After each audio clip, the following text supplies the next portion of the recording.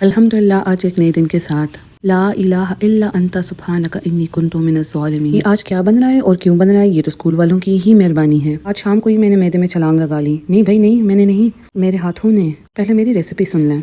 1 kilo मैदे में नमक, आधा कप घी डालकर ड्राई मिक्स किया। आधा ग्लास नीम गर्म पानी लिया, उसमें ईस्ट का पैकेट डाल लिया और साथ में 1 चम्मच चीनी डाल दी। 10 मिनट बाद जब पानी देखा तो उसमें ईस्ट एक्टिव हुई थी, उसमें बुलबुले बने हुए थे। इस सबको मैदे में डालकर दूध के साथ अच्छी तरह गूंद लिया। ये आटा दूध के साथ गूंदना है और नीम गर्म दूध होना चाहिए। आज हमारे घर डोनट फैक्ट्री लगी हुई है और ये है जी डोनट की रेसिपी। डो को 2 घंटों के लिए मैंने माइक्रोवेव में छोड़ दिया। जब 2 घंटे बाद मैंने देखा तो वो बहुत अच्छी स्वेल हो गई थी। इसके आटे को टैप करके मैंने आपको दिखाया कि इसको किस हद तक नरम रखना है। इसकी रोटी को थोड़ा मोटा बेलना है और उसमें से डोनट्स ग्लास की मदद से निकालने हैं। जब गोल गोल डोनट्स बन जाएं तो उसके अंदर अपनी उंगली रख के फ्रिस्पी की तरह घुमाएं और इसके अंदर सुराख हो जाएगा। ये जो मशीनों की तरह हाथ चल रही है, रात के 2 बजे तक की मेहनत है। आज स्कूल की 1 मिनट पार्टी ने मेरे अंदर का मास्टर शेफ जगा दिया। अब बात यह है कि स्कूल में अगर किसने कह दिया कि इन्हें नमकीन होना चाहिए था तो मैंने भी बेलन तैयार रखा हुआ है बच्चों। इतनी मेहनत के बाद तो मेरे बच्चे भी चूं नहीं करेंगे। 1 किलो के डोनट बनाते बनाते ये तकरीबन 60 डोनट बन चुके हैं। ऐसे लग रहा है कि आज रात मेरी हो गई है मौजा ही मौजा। मैं सोचूं सुबह मैथ्स की टीचर इन डोनट्स को देख के कहीं कंपास बॉक्स ही ना उठा ले। लेकिन ये तो सुबह मेरे बच्चों के लिए भी सरप्राइज है कि उनकी मम्मा ने ऐसे क्या रात को 3 मारे हैं। और भाई याद रखना 15-20 मिनट के लिए इन डोनट्स को सूझने के लिए भी छोड़ना है। शीटें मैंने बिछाई हैं, ये डोनट्स की रेस्ट करने के लिए बिछाई हैं। ये डोनट्स की फौज अपने मोर्चे संभाल रही है। एक तो मैंने डोनट बेचारे इतने छोटे बनाए हैं कि लग रहा है डोनट के बहुत से बच्चे बिखर गए हैं। मेरे डोनट तकरीबन तैयार हो चुके हैं तेल में डुबकी लगाने के लिए। चलें जी, मैं भी अपनी नशिश संभालूं चूल्हे के आगे।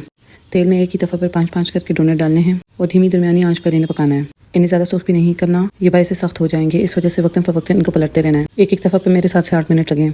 माशाल्लाह से मेरे डोनट ऐसे सूझ रहे हैं जैसे फूफू की बातों पे गुस्सा आया हो। आधी रात को दड़ा डोनट तैयार हो रहे हैं।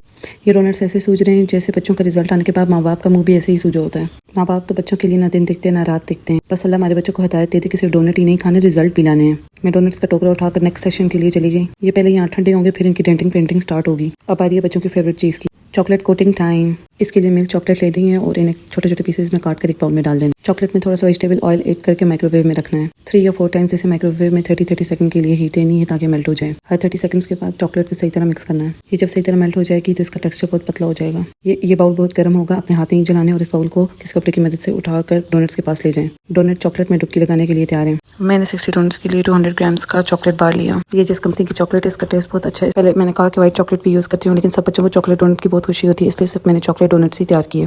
पहले मैंने थोड़े थोड़े करके चॉकलेट लगाई कुछ डोनट्स को और उसके ऊपर स्प्रिंकल की, क्योंकि चॉकलेट हार्ड हो रही थी। इसलिए आपने साथ साथ चॉकलेट लगानी है और साथ साथ स्प्रिंकल भी करना है ताकि चॉकलेट हार्ड होने से पहले वो उसके साथ स्टिक हो जाए। अगर आपको लगे कि बाउल वाली चॉकलेट जो है वो थिक हो रही है तो उसे आप दोबारा माइक्रोवेव में 30 सेकंड्स के लिए रख के दोबारा उसे पतला कर सकते हैं। मेरे इन डोनट्स के साथ तकरीबन 3 घंटे लगे हैं, इसलिए आप जब भी ये काम करें तो टाइम निकाल कर करें।